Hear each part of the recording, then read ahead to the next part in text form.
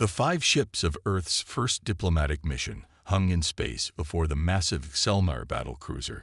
Captain Frank Morris watched from the bridge of the lead ship, the U.S. Horizon.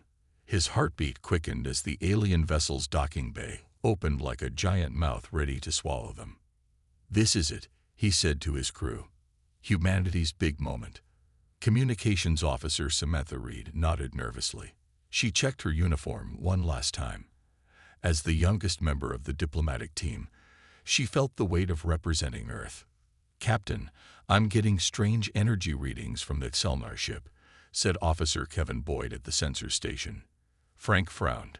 "What kind of readings?" "Weapons charging, sir. But that can't be right. We're here for peace talks." The captain's instincts screamed danger. "Shields up. Contact the other ships." His words were cut short by a blinding flash. The ship next to them, the U.S. Endeavor, exploded into pieces. Before anyone could react, the Horizon rocked with a direct hit. "They're attacking us," shouted Boyd as he gripped his console. Frank grabbed the comm. "All ships, evasive maneuvers. This is not a drill." It was too late. The Xelnar weapons were far more powerful than anything humans had built. One by one, the Earth ships burst into flames. On the Horizon's bridge, chaos erupted. Fires broke out as another blast hit them. Bodies were thrown across the room. Frank was slammed against a wall, his vision blurring. Through the smoke, he saw Samantha crawling toward the emergency beacon. "Send the message," he coughed. "Tell Earth." Samantha reached the communications panel with shaking hands. Blood dripped from a cut on her forehead. She typed quickly, sending the distress signal on all frequencies. "Message sent, Captain," she called out. When she turned around, Frank lay still, his eyes open but seeing nothing. The ship shuddered with another hit. Emergency lights flashed red. Samantha knew she had minutes, maybe seconds.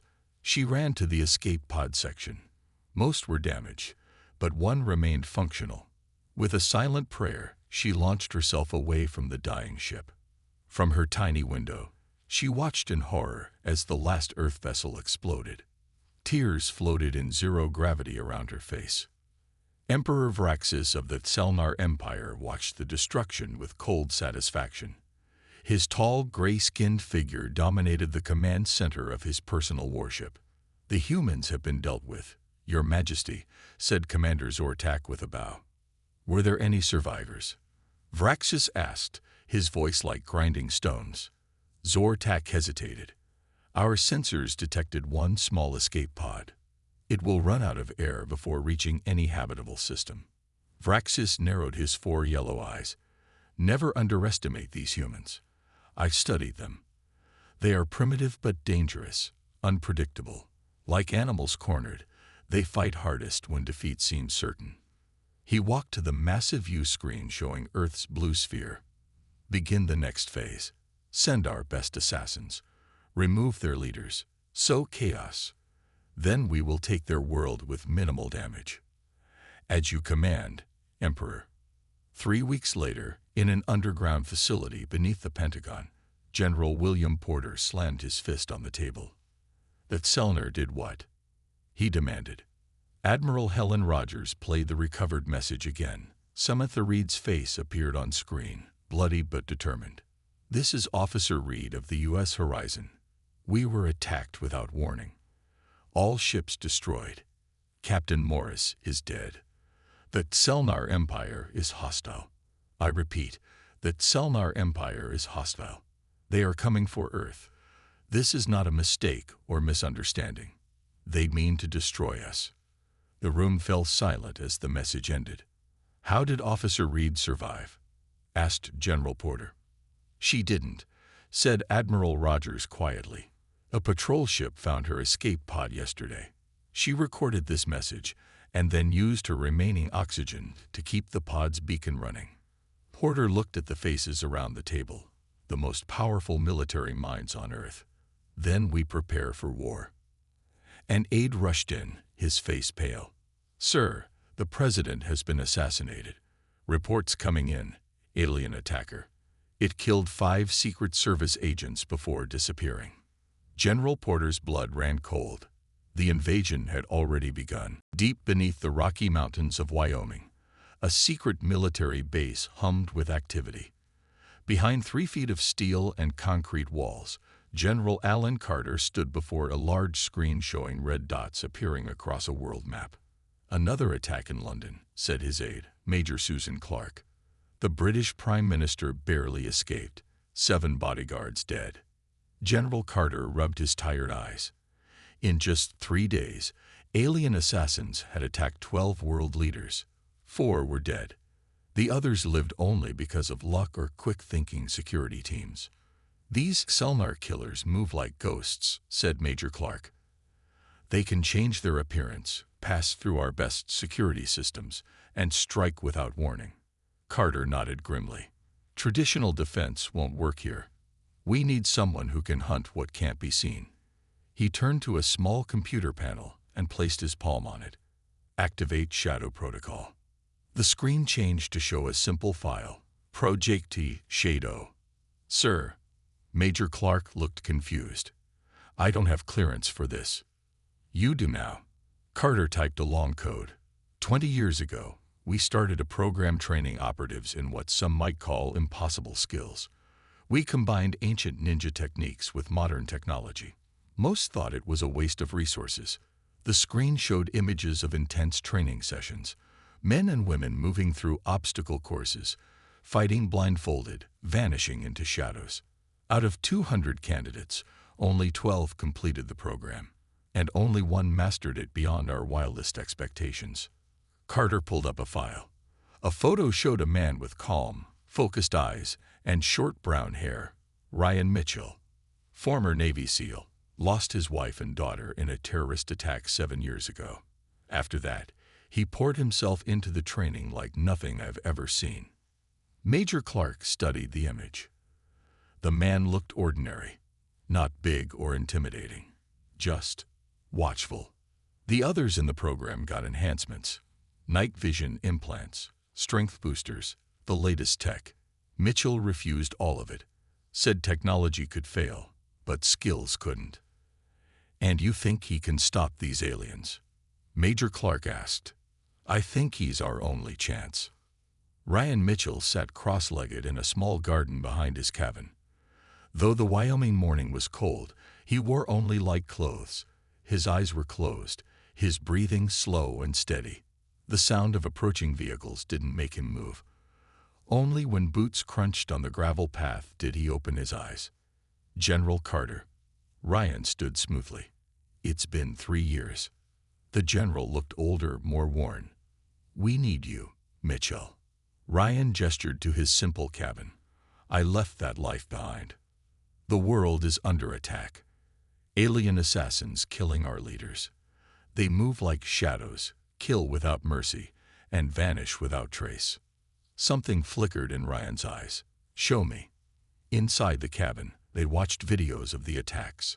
Security footage showed glimpses of the aliens, tall, graceful figures that seemed to blur when they moved. In one clip, an alien killer changed its skin to match the wall behind it, becoming nearly invisible. "We can't fight what we can't see," said Carter. "Except you've been seeing the unseen your whole career." Ryan watched the footage again. "They're good. Very good." He paused, studying the aliens' movements. "But they're predictable. They rely on their abilities, not skill. They've never needed to hide before. Will you help us?" Ryan looked at a small photo on his shelf, a smiling woman and little girl. "When do we start?" 4 hours later, Ryan stood in the Wyoming base, surrounded by the latest weapons and technology. He ignored most of it, choosing only a few small items. "That's all you're taking?" asked Major Clark in disbelief. Ryan slipped a thin blade into his sleeve. "This fight won't be won with guns." General Carter handed him a secure tablet. "Your first target is in Seattle. Dr. Lisa Donovan, xenobiologist. Intelligence says she's next on their list." Ryan nodded, memorizing the woman's face. "The Selnar have killed everyone they've targeted so far," Carter said. What makes you think you can stop them?" Ryan's face showed no emotion, but his eyes burned with quiet intensity. "Because they're hunters who've never been hunted." He picked up a small black bag. "Time to change that." Rain fell steadily over Seattle, washing the city in sheets of water. Perfect hunting weather for Kravax. The Selmar assassin, perched on a rooftop across from the Pacific Northwest Research Center, his skin changing color to match the gray concrete. Rain droplets rolled off his specially adapted outer layer. Through the windows, he watched Dr. Lisa Donovan work late in her laboratory. She had no idea she would be dead before morning. Kravax flexed his clawed fingers. This would be his fourth human target this week. So far, none had presented any challenge. Primitive creatures, he thought. Slow, predictable. He waited patiently as the building slowly emptied. Only Dr. Donovan and 2 security guards remained. When darkness fell completely, he moved. Sliding down the wall like liquid, Kravax crossed the street unseen. He disabled the security cameras with a small pulse device, then slipped through a ventilation system too small for any human. Inside, he moved silently through the dark hallways. The first guard never saw him coming.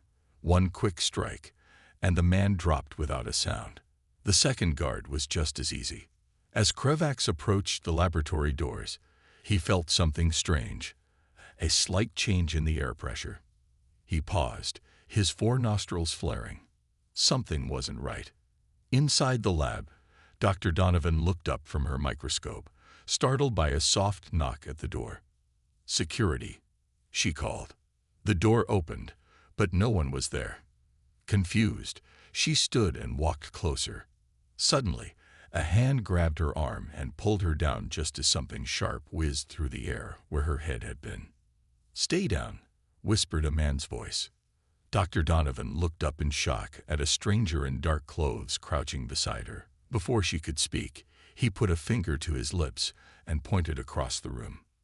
The air seemed to ripple, and a tall figure appeared, gray-skinned with 4 yellow eyes and claws that glistened with some kind of liquid. "How did you know I was here, human?" the alien hissed. Ryan Mitchell stood slowly, positioning himself between the creature and Dr. Donovan. "You're good at hiding from sight," he said calmly. "Not so good at hiding from other senses. You smell like ozone and copper." The alien's eyes narrowed. 3 worlds. 17 missions. You're the first to detect me before I strike." Ryan studied his opponent carefully. The alien moved with fluid grace, clearly stronger and faster than any human. This would not be an easy fight. "Dr. Donovan," Ryan said without taking his eyes off the alien. "When I move, run for the emergency exit. Don't stop for anything." Kravax laughed, a clicking sound. "She won't make it 3 steps." Ryan's hand moved to his pocket. "Let's test that." He threw something to the ground that exploded in bright, blinding light. The alien screamed, its sensitive eyes burning. Ryan struck fast, landing 3 precise blows that would have dropped a human. Kravax barely stumbled. His skin hardened like armor where Ryan hit him. Adaptive biology, Ryan thought. Interesting. The alien lashed out, claws slicing through the air. Ryan dodged by millimeters, feeling the wind of the strike.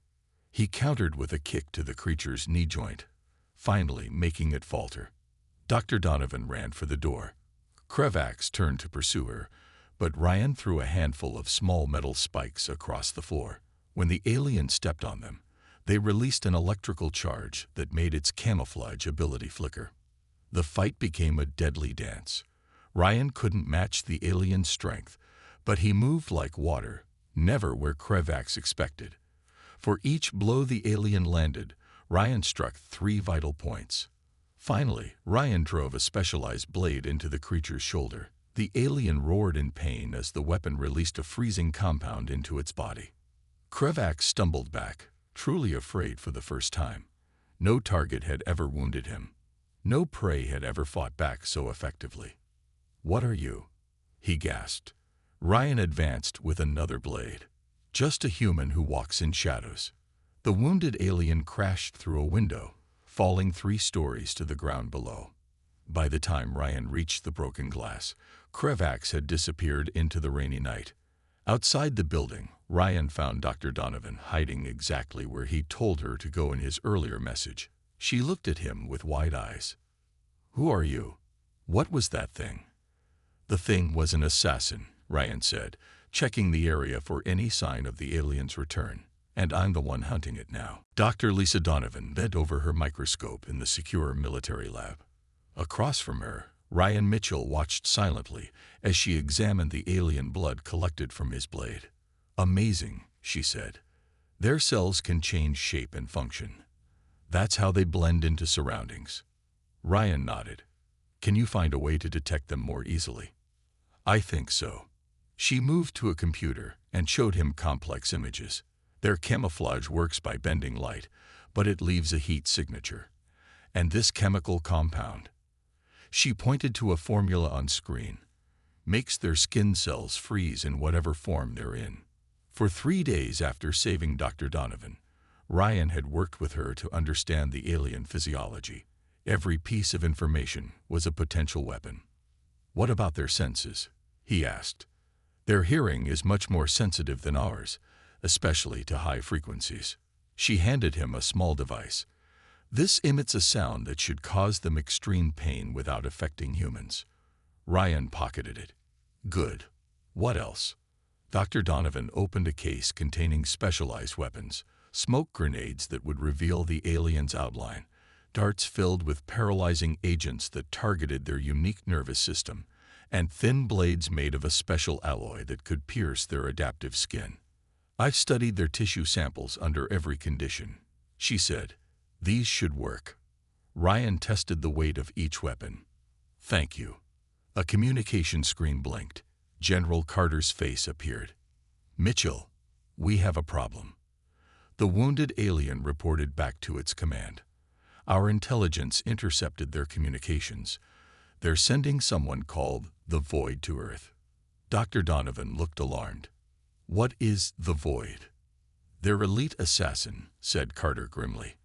"And they're targeting 5 world leaders at once during tomorrow's emergency UN session in Geneva." Ryan's face remained calm, but his mind raced through possibilities. One assassin to kill 5 targets at once.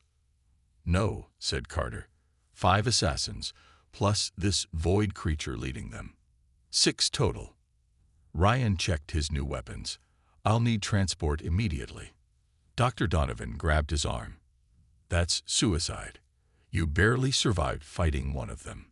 If those leaders die, Earth's response falls apart. The Selnar win before the war even starts." Ryan turned to leave, then paused.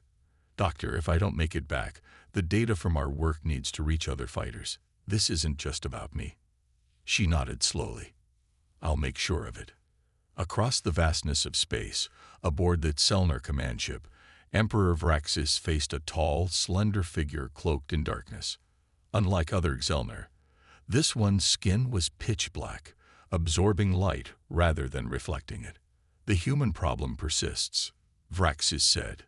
Krevax was wounded. The dark figure's voice came as a whisper that seemed to come from everywhere at once. "Krevax is skilled but careless, my emperor. This human who wounded him, describe him." "A male. Unremarkable physically. No enhancements or special technology. Relied on primitive weapons and techniques." Valshira, known across the galaxy as the Void, tilted her head. "Interesting. Most species rely on technology to fight us. This one uses skill. Can you eliminate him along with the human leaders?" "Of course." The Void's 4 eyes gleamed with cold interest. "I've never hunted a human before. If one of them can challenge Krevax, perhaps they're more worthy opponents than we thought." Emperor Vraxis nodded. "Take 5 of our best with you. End this resistance before it spreads. The invasion fleet needs only 2 more days to prepare." The Void bowed slightly. "By tomorrow night, Earth's leadership will be in chaos, and this human shadow warrior will be nothing but memory." In a military transport flying over the Atlantic, Ryan Mitchell sat in meditation. His eyes were closed, his breathing controlled. In his mind, he reviewed everything he knew about the Xelnar. Speed, strength, adaptive biology, camouflage, all impressive advantages. But they had weaknesses too: arrogance, predictability, over-reliance on their natural abilities. And most importantly, they had never faced a true hunter before. Ryan opened his eyes as the pilot announced their approach to Geneva. 6 alien assassins waited for him. 6 killers who had never known fear. Until now. He checked his weapons one last time. Not the high-tech guns or fancy gadgets most soldiers would use. Just simple, specialized tools designed for one purpose: to bring silent death from the shadows. Time to teach the hunters what it feels like to be hunted, he whispered to himself. Rain pounded against the windows of the United Nations building in Geneva. Inside, security teams swept every corner as world leaders gathered for the emergency session. None of them realized the real danger was already inside. 3 floors below the main chamber, Ryan Mitchell moved silently through the ancient catacombs beneath the building. These tunnels, built centuries ago, didn't appear on modern security plans. But Ryan had studied every forgotten passage before arriving. He paused, listening. Water dripped somewhere in the darkness. Then, a sound no human would notice: the faint click of claws on stone. Ryan pressed himself against the wall and became perfectly still. Seconds later, a tall figure moved past him. Its skin changed color to match the stone walls, but Ryan could see the slight shimmer of its outline against the darkness. The first Xelnar assassin never knew what hit it. Ryan's blade, coated with Dr. Donovan's freezing compound, slid between its shoulder blades.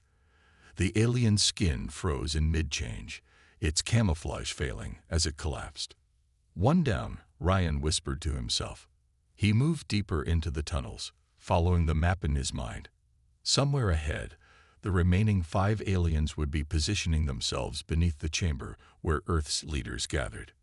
In a wider section of tunnel, Ryan stopped and removed several small devices from his pack. He placed them carefully at key points, then continued forward. Soon, he heard voices, the strange clicking language of the Xelnar. 2 assassins stood before an old service door, preparing to enter. Ryan checked his watch. The meeting would start in 10 minutes. He needed to act now. He activated one of Dr. Donovan's sound devices. The high-pitched tone, inaudible to human ears, filled the tunnel.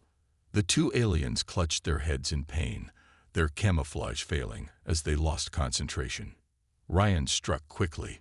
The first alien fell immediately, a paralytic dart in its neck. The second managed to slash at Ryan with its claws, cutting his arm before a second dart took effect. 3 down, Ryan said, ignoring the pain in his arm. The wound burned, some kind of poison in the claws. A shadow moved at the edge of his vision. Ryan dropped just as something whistled through the air where his head had been. He rolled and threw a smoke bomb that burst with a bright flash. The 4th alien appeared in the glow, its camouflage disrupted by the special smoke. Ryan engaged it in close combat, dodging its superior strength while striking at the weak points Dr. Donovan had identified. The fight was brutal but brief. Ryan's blade found the alien's heart. 4, he gasped, now feeling the poison spreading through his system. He needed to find the 5th assassin and their leader quickly. The poison was slowing him down. Ryan followed the main tunnel until it opened into a large underground chamber. Water flowed through ancient channels in the floor. At the center stood a slender figure with skin like the darkest night. "The human who hunts hunters," said the void, her voice like ice. "Impressive. 4 of my best assassins. But you're wounded." Ryan scanned the room. "Where's the 5th one?" "Already in position above." "The killing starts in 2 minutes." The void moved with liquid grace, circling him.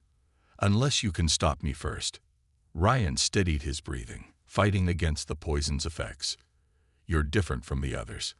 I am Valshira, the Empire's greatest hunter. And you are merely prey who got lucky." She attacked with blinding speed. Ryan barely dodged, feeling the air move as her claws passed inches from his face. She was faster than any opponent he'd ever faced. Ryan's counterattack met empty air as the void seemed to dissolve into shadow. He felt a sharp pain as her claws raked across his back. "You're slowing down, human," she whispered from behind him. Ryan stumbled, the poison and new wounds taking their toll. But as he fell to one knee, he pressed a small device on his wrist. Throughout the catacombs, the devices he planted earlier activated. The sound that filled the tunnels was beyond painful to Selmar hearing. It was devastating. The void screamed, her concentration broken.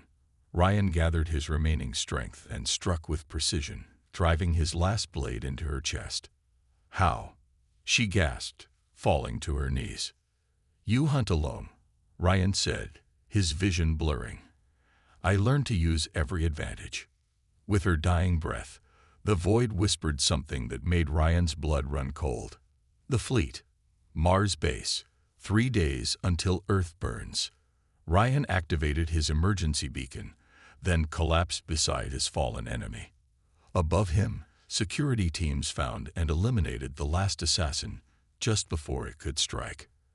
As medics rushed to save him, Ryan fought to stay conscious. He had to warn them about what he'd learned. The night of knives was over, but the real war was just beginning. Ryan Mitchell opened his eyes to the harsh white light of a hospital room. His body felt like it was on fire from the alien poison, but his mind was clear. General Carter stood by the window, talking quietly with Dr. Donovan. They both turned when they noticed Ryan was awake. "Welcome back," said Carter. "The doctors weren't sure you'd make it." Ryan pushed himself up despite the pain. "How long?" 36 hours, Dr. Donovan answered. "The poison nearly killed you." "That leaves less than 2 days before the invasion fleet launches," Ryan said, his voice rough. General Carter nodded grimly. "We've confirmed your information. Our satellites detected unusual activity on Mars.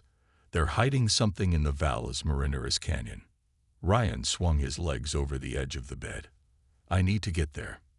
Dr. Donovan looked shocked. "You can barely stand." "No one else has fought them and lived," Ryan said. "No one else knows their weaknesses." General Carter studied him carefully. "What exactly are you suggesting?" "Send me to Mars. Let me infiltrate their base, gather intelligence on their fleet, maybe sabotage their launch." "That's a suicide mission," said Dr. Donovan. Ryan stood slowly, fighting through the pain. "Maybe. But if that fleet launches, Earth dies." Hours later, in a secure briefing room, Ryan examined the mission details. They had a captured Selnar scout ship from an earlier crash. Dr. Donovan had developed a genetic disguise that would mask Ryan's human scent and heat signature. It wasn't perfect, but it might let him pass cursory detection. "The ship's autopilot should get you there," Carter explained. "After that, you're on your own." Ryan studied the Martian maps. "How much explosive power can I bring?" "Not much. Space and weight are limited. But we've got these." Carter opened a case containing small devices, quantum disruptors. "Plant them on their ship's engines or navigation systems, and they'll cause catastrophic failures." "And this," added Dr. Donovan, handing him a small data device. "If you can access their systems, download everything. Their fleet plans, weaknesses, technology, anything that could help us." Ryan packed the equipment carefully, adding only his essential weapons. Everything had to be lightweight and concealable. Dr. Donovan caught him alone before the launch. "You don't have to do this." "Yes, I do." Ryan checked his final preparations. "This is what I was trained for." "To die?" she asked quietly. "To walk in darkness so others can live in light." The journey to Mars took 16 hours in the small alien craft. Ryan spent the time in meditation, conserving his strength and preparing his mind. The wounds from his fight with the void still burned, but he pushed the pain away. The red planet grew larger in the view screen. Somewhere in the massive canyon system below was the Selnar forward base. As the ship began its descent, Ryan activated the genetic disguise. His skin tingled as the compound took effect. The ship's automated systems communicated with the base, receiving landing coordinates. Ryan felt a moment of tension. Would they detect the human pilot? But the disguise held, and soon the small craft touched down inside a massive hangar carved into the Martian rock. Ryan's breath caught at the sight before him. Hundreds of warships filled the cavern, each one capable of devastating an entire city. Thousands of Selnar troops moved among the vessels, making final preparations. Using the captured alien security codes, Ryan passed through the initial checkpoints. He kept his head down, movements precise, mimicking the Selnar stride he had studied. Inside the base, he located a maintenance tunnel system that ran throughout the complex. For hours, he moved silently through the base, planting quantum disruptors at critical points. Each one was small, easily hidden, but would cause maximum damage when activated. Finally, he reached the command center. Guards stood at every entrance, making it impossible to enter undetected. Ryan studied the situation, then spotted his opportunity: a data terminal in a nearby monitoring station. He slipped inside when the technician stepped away, quickly connecting Dr. Donovan's device. Information flowed onto the small screen: fleet positions, attack plans, weapons specifications, everything Earth would need.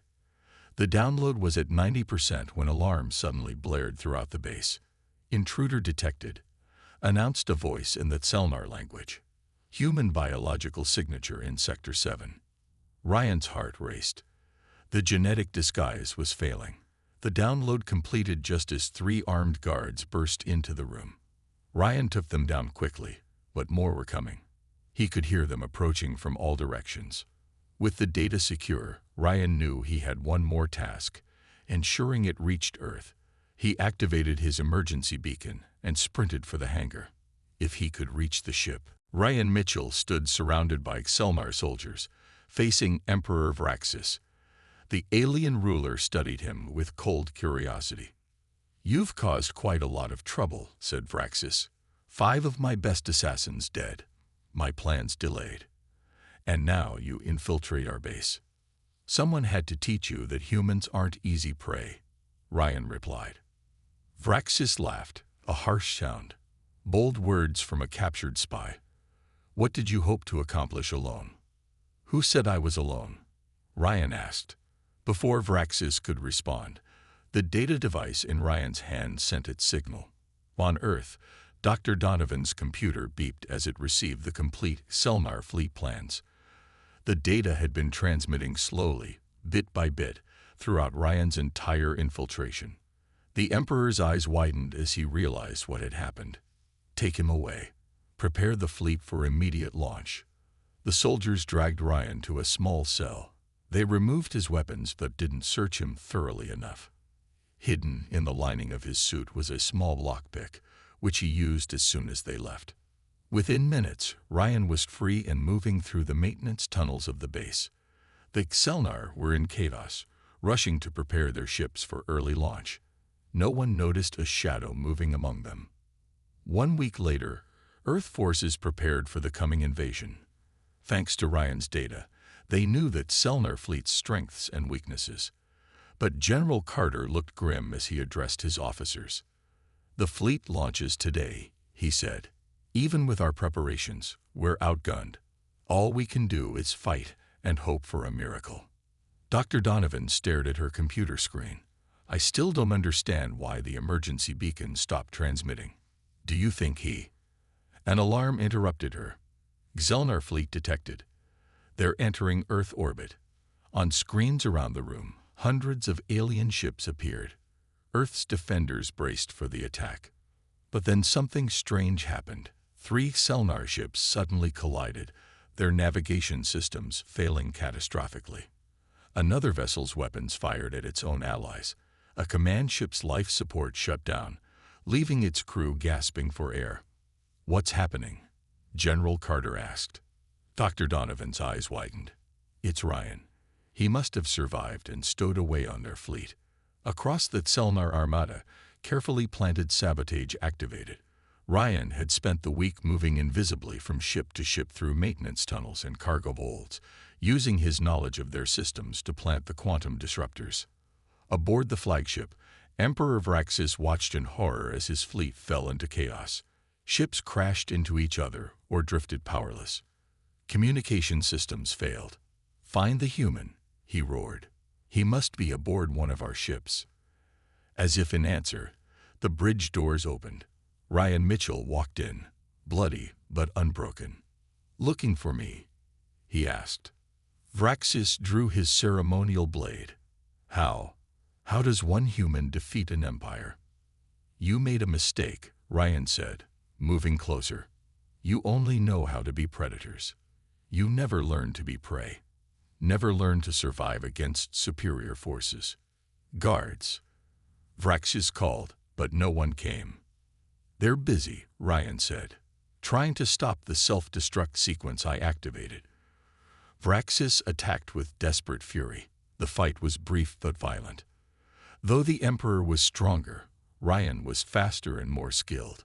He dodged the wild strikes and landed precise blows that dropped the alien ruler to his knees. "You sent killers," Ryan said, standing over him. Earth answered with something you never understood. "What are you?" Vraxis gasped. "I'm what happens when hunters push too hard, when prey learns to fight back." Ryan activated the final sequence, then headed for the escape pod. As the flagship exploded behind him, the remaining Selnar fleet scattered in disarray. Without their emperor and command structure, the invasion collapsed. 3 days later, in the underground Wyoming base, General Carter reviewed the reports. "The Selnar are in full retreat," he told his staff. "Their empire is calling for peace talks. They've never been defeated before." Dr. Donovan looked around. "Where's Ryan? He should be here for this." Carter smiled slightly. He declined the ceremony. Said he works better in the shadows. Miles away, in his small cabin, Ryan Mitchell sat in his garden, eyes closed in meditation. His wounds would heal. The nightmares would fade. And if Earth needed its ninja again, he would answer the call. In the stars above, word spread through the galaxy. Be careful when hunting humans. They hunt back.